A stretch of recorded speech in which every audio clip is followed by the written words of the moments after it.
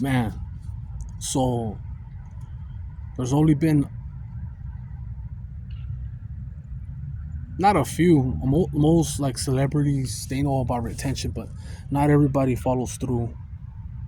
Cause there's always someone that could go against the grain. Like for example, Genghis Khan.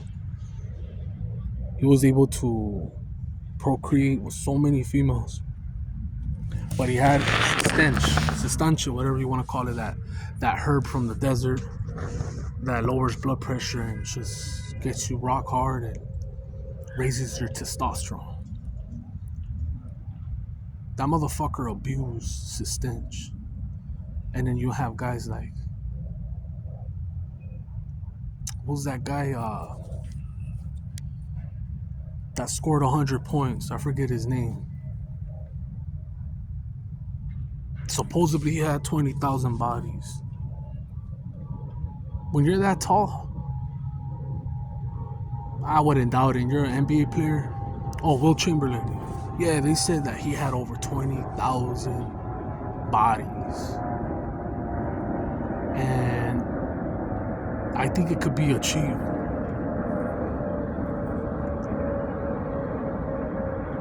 I think it could be achieved, but you know, there's always gonna be someone. Well, I don't believe in this. It's like copanism. This is for like losers or dudes that can't get laid. And it's like, no, bro. Like, this shit could fry your dopamine. Like, look at me with. They've asked them so many times when I used to watch boxing, HBO boxing, before the real fights. I used to love how they train, and I respect the dude because of his discipline. When they would ask me, what about female? I don't care about the bitches. I care about the money. And he wasn't lying. He wasn't lying. He chose the money over the bitches, and he took care of his temple, and it worked out.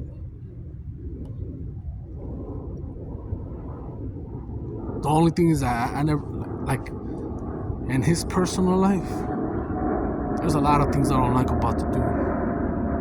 He's a snake, but he's smart. It's all about the money. Like right now, he came up with that 101 creatine, protein powders. You don't need that shit. You don't need none of it. That's why I like Rich Piano. Rich Piano was a real motherfucker.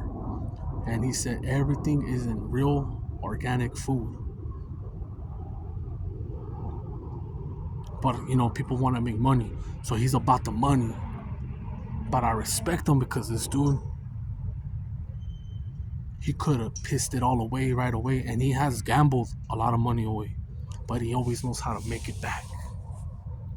Don't matter if he borrows, he gambles, he knows how to make that money. And he's a retainer. And he knows that his grandchildren, whatever, his grandson, the one his daughter had with NBA Youngboy, he's gonna be the breadwinner, because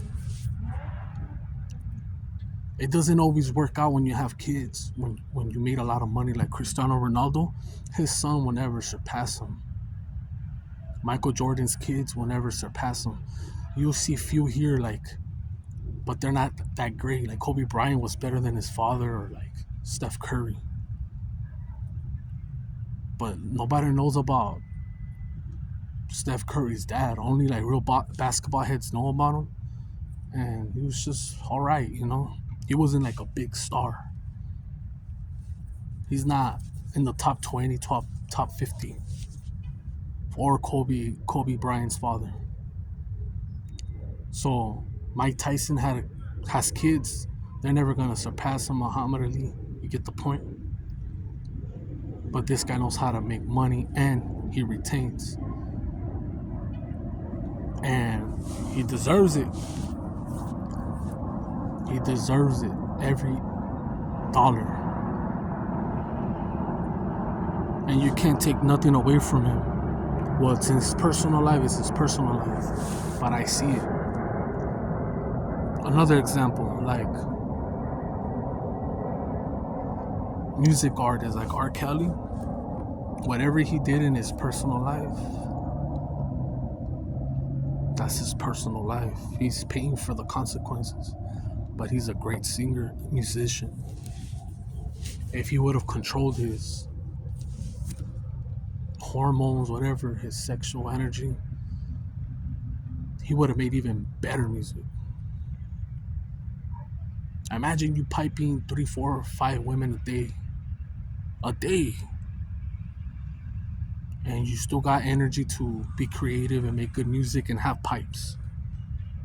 He had flow, everything. He had it all. And then you have like Chris Brown. Chris Brown will always have sex appeal, but he doesn't have that glow no more. When he first started, he was young and it was more potent, and he wasn't that on drugs. Now when you're taking like Xanax, codeine, and all these other drugs, and you're staying up all these late hours and keep smashing and smashing, and some dudes even end up turning zesty. For example, Freddie Mercury was an extrovert. He was extroverted when he came out in festivals or concerts. He looked like he was extroverted. He wasn't ashamed or embarrassed to play the piano or sing. And he had a great voice. But the people that really did know him, and he has an autobiography, knew that he was a shy dude. He was an introvert. But he still had this sexual energy and desired that. He went zesty. He was getting so much cheeks that his curiosity went, fuck, I want a challenge. I want to do these dudes. And I know you're probably going to judge me like, nah, he was probably zesty from a child or whatever. Nah, this dude was straight. Dude was straight. Caught the HIV, became positive, kept it to himself until like the late stages of before he died. He told his whole band.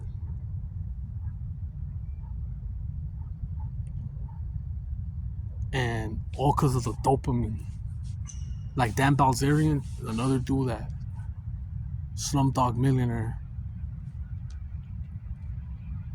You see him in the boats and the yachts with like 20, 30 bitches, right? And he's smoking a cigar and he gets the best organic food. He even did the stem cell. You go to different countries that charge very cheap, and all his cells are regenerated and bring you back youthful because he's been just milking himself. The women have been milking him.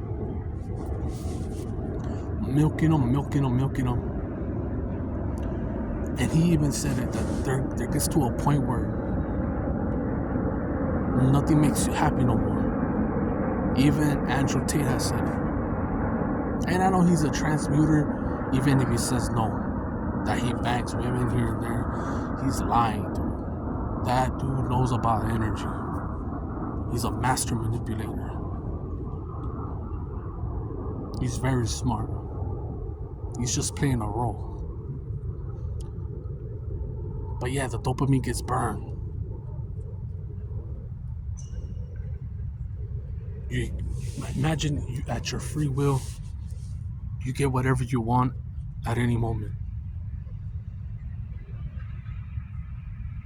It's not as exciting no more. You just have ass all over. Compared to other times, when you didn't have money. Yeah, I'm gonna end this video.